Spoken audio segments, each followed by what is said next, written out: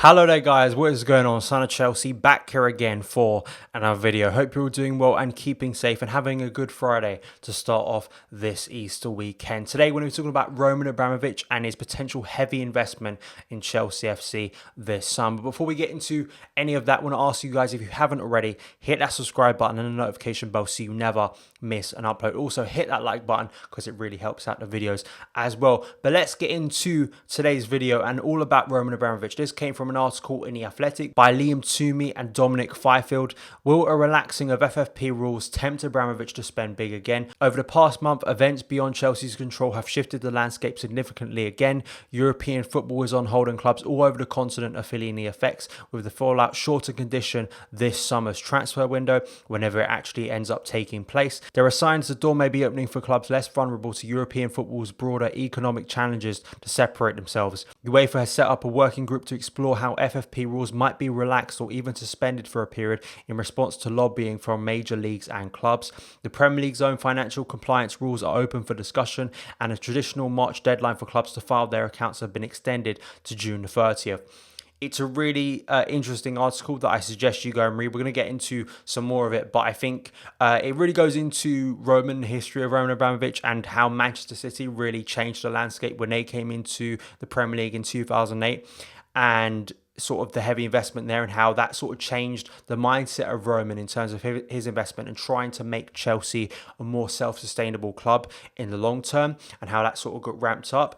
They mentioned in the article, in terms of the current situation, how good Chelsea's work has been, charity work for the NHS from the Chelsea Foundation. They have done some exceptional work. You look at the list of things Chelsea have done. They've given up the Millennium Hotel at Stamford Bridge, and I think Chelsea absolutely deserve credit for that, as other clubs haven't been as generous, I think, during the current situation. And what they do point out that is key here is Roman, as an owner, has never taken money out of Chelsea to sort of make up for the money he's invested himself, which you see a lot of owners do, and that gets clubs into trouble. And as when you look at the likes of Mike Ashley, the Glazers at Man United, all the fan frustration there, I think we are really privileged to have Roman as an owner, and the fact that he's constantly put his own money into the club to help us be as successful as we can. And there have, of course, been talks about Roman not being as interested in Chelsea and being distant, but the financial reports that came out about last year said that he'd poured 247 million of his own money whilst Chelsea were out of the Champions League in the Europa League. So that really showed that Roman, in reality, was investing a lot of money into Chelsea when reports were saying the other thing, and potentially may be looking to sell in the future. The article as well, not only talking about the relaxed FFP rules, but talking about what Chelsea will have to spend in this summer transfer window. Their next financial results will include the 115.4 million banked from player sales, headlined by the departure of Eden Hazard to Real Madrid. Chelsea have been back in the Champions League this season and are on course to qualify again, and they are one of only 3 Premier League clubs to have no outstanding transfer payments due to other clubs, partly of course due to their previous transfer ban. Abramovich retains the capability to bankroll fast, transformative transfer spending. When the window does reopen, Chelsea will not be subject to the inhibitions born of having to take austerity measures or lean on the UK government during a crisis, as rivals Tottenham have. The only limits to Abramovich's ambitions will be those of a handful of even richer clubs, or the ones he sets for himself. The message coming out of Stamford Bridge is that Chelsea's sustainability model, balancing signings with Marina Granovskaya's talent for maximising sales as well as relentlessly pursuing new commercial income streams, is expected to remain the guiding philosophy. So even if Roma does plough a lot of money in this summer, Chelsea is still looking to be as self-sustainable, look at commercial opportunities. And we've talked about this before, sort of the long-term sustainability of Chelsea.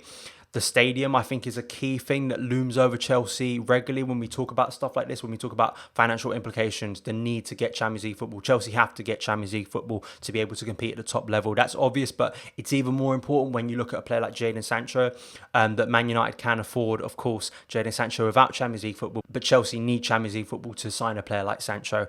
That's the difference there, and that's how key Champions League football is. Whilst I think without that stadium, that's going to be an issue for Chelsea, and I've pointed out on this channel before, I think that's a question that's going to have to be answered sooner rather than later to see where Chelsea's future lies in regards to the stadium.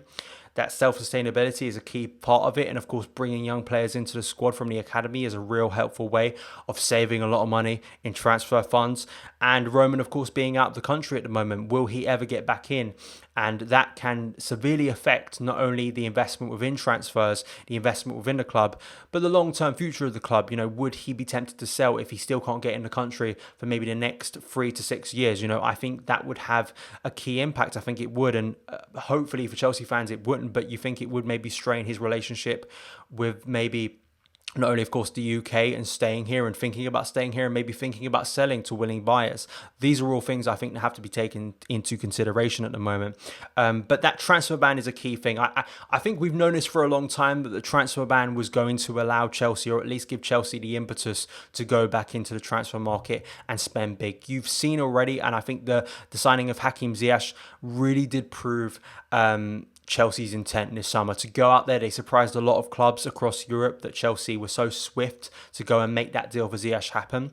I think that was a key message. Of course, it wasn't a mega money deal like a Jadon Sancho or other players could be, but I firmly believe that Chelsea are going to spend big. And those player sales that Mourinho has negotiated over the years, Morata, of course, Eden Hazard, which is massive, and other names you can think of, and probably names that could be going out this summer as well. I do firmly believe this is going to be the biggest summer that Chelsea have had for a while. I think we all expect that, and it would be very surprising to me if Chelsea don't go out there and sign 3 to 4 big names that are going to improve the first team, not only to help Lampard, but to help long term for Chelsea and to really start to get back, hopefully, to the top of English football. I'm interested to hear your guys' thoughts, not only on Roman, his future at Chelsea, and this summer specifically, but what do you think about the current landscape and the future landscape of football? Because I personally believe this pandemic is not only going to change the world, as it already has, but football and what goes on in terms of business. Will we continue to see a meteoric rise in transfer sales, wages and fees,